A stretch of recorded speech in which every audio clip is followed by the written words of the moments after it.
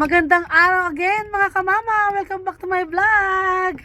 Today, magtatanim tayo ng mga butong pinatuyo ko. Kasi napakaganda ng panahon. Tingnan nyo naman, napakaganda ng panahon. Tuyo ng lahat ang snow sa paligid. So, pero may kunting natitira doon yung tinambak na snow ng mga town. Nakita nyo yon, yung nasa gitna na yon. Snow pa yon, pero the rest, tuyo na. At tingnan nyo, napakaganda ng araw, di ba? So yun, yung kapitbahay namin. Para nagsisimula na maglinis ng kanyang mga dry na grass. Ikakat niya, kahit yata patay pa. Para pag tumubo yung grass, pantay-pantay at maganda. So yan, mga kamama. Ang gagawin natin ay magpupunla tayo ngayon ng mga buto. Kasama natin ang ating si Kabebe. Yan. Ready na. Naka-gloves na rin. May hawak na siyang maliit na pot. Nga pala yung binili ng kapapa natin at ni Kabebe no isang araw. Wala daw nung last time wala pa daw available yung malaking sako. So ito lang daw yung available pero mukha namang maganda siya. Pang ano talaga. Pang simula yan. Pang ganyan talaga. Para mabilis tumubo. May kamahalan nga lang. Magkano anak ang bilhin nyo ni Papa dito? That one is 8, this one is 6. Oh, ang mahal pala. Ito daw dilaw ay $8 at ito daw naman na maliit ay $6. Ang mahal naman pala anak. Pero okay lang. Sige, magsimula na tayo mga kamama. Open na ni Kabebe natin yung sako.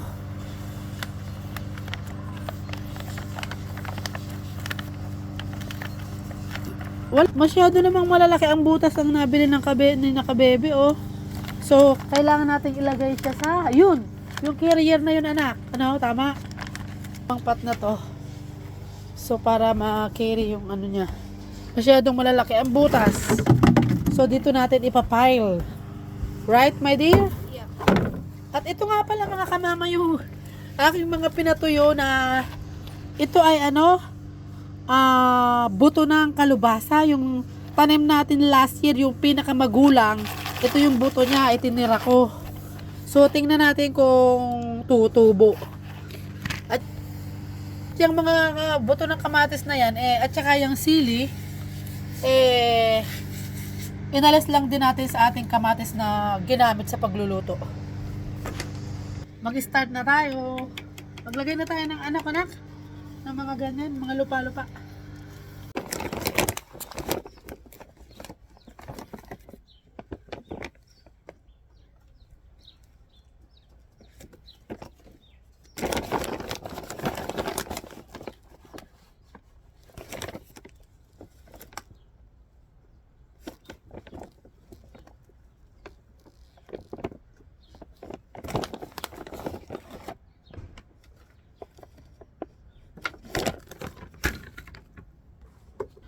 So, yan, nalagyan na natin ng lupa.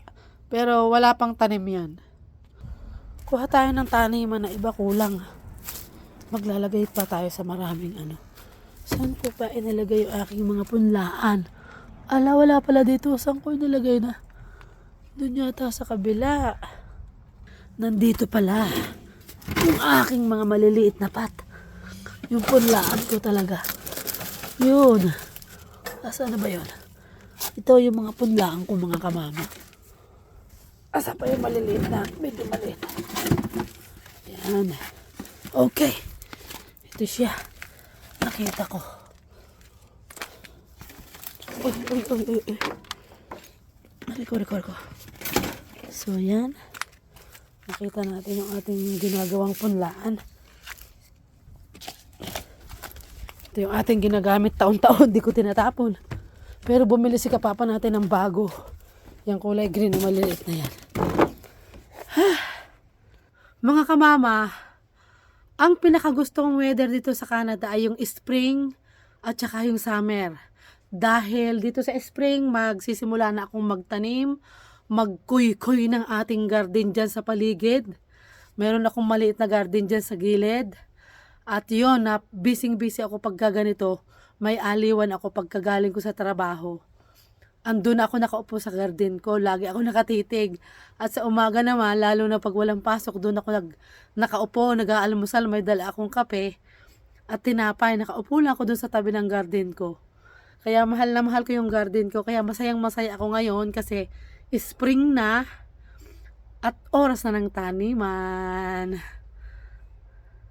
Yung huling harvest ko kamama, sobrang dami ng inani ko. Tuwang-tuwa ako. Ang dami kong nabigyan ng mga kapitbahay. Kaya sana ngayong taon na to, maging madami din ang harvest ko at marami din akong mabigyan.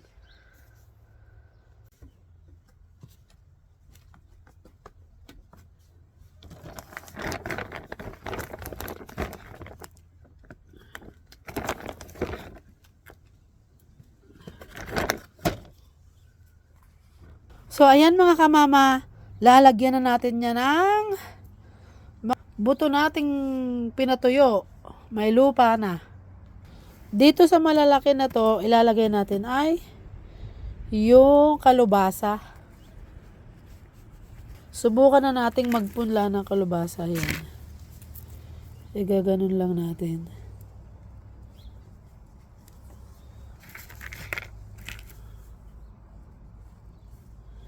Or pwede siguro dalawa.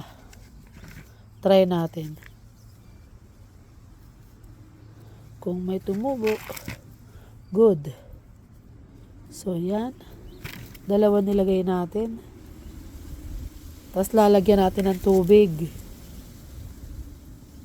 So, yan. Etong matitira na to, ipupunla ko din to sa ibang araw. Susubukan ko muna kung feasible ito within 7 days. So mga kamama, yung ating tinanim, pinula ay ipapasok natin sa loob kasi nga, bagamat spring na, ay napakalamig pa rin sa labas. So hindi sila mabubuhay kaya dapat may init talaga. Ipapasok ko sa loob, tapos ilalagay ko sa malapit sa bintana, yung naaarawan pa rin.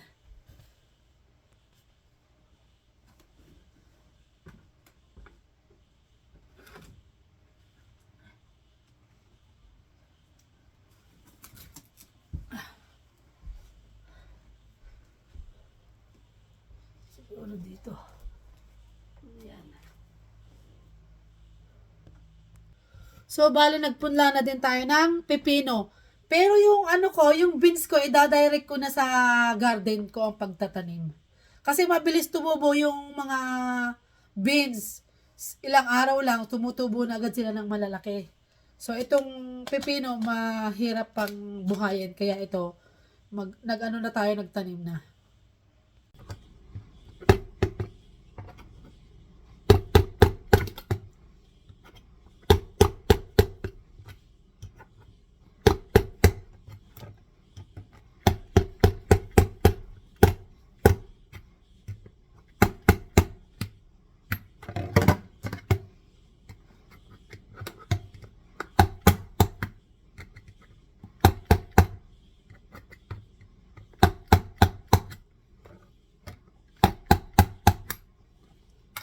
Gagawin natin pangbuhos. Kasi maliliit yung pot niya, kailangan dahan-dahan yung paglalagay ng tubig.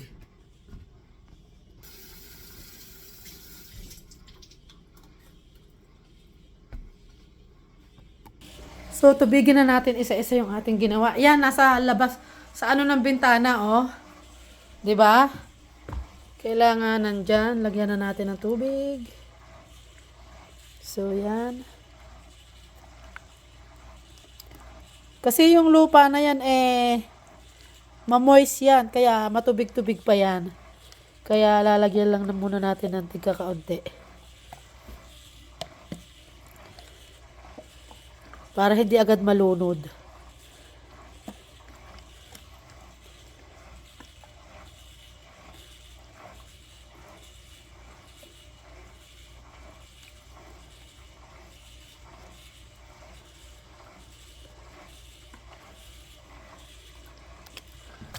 So, yan.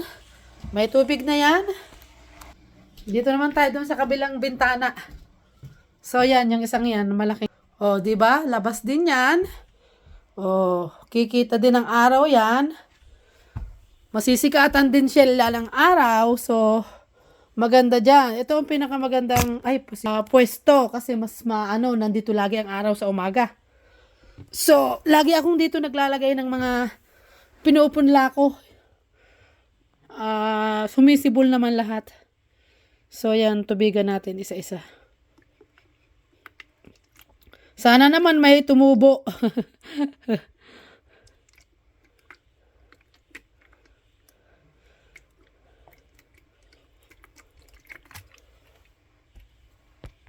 So, yan, nalagyan na natin lahat ng tubig. Mukhang walang tubig. Ganyan lang talaga ang kulay niyan. Pero puno na ng water yan.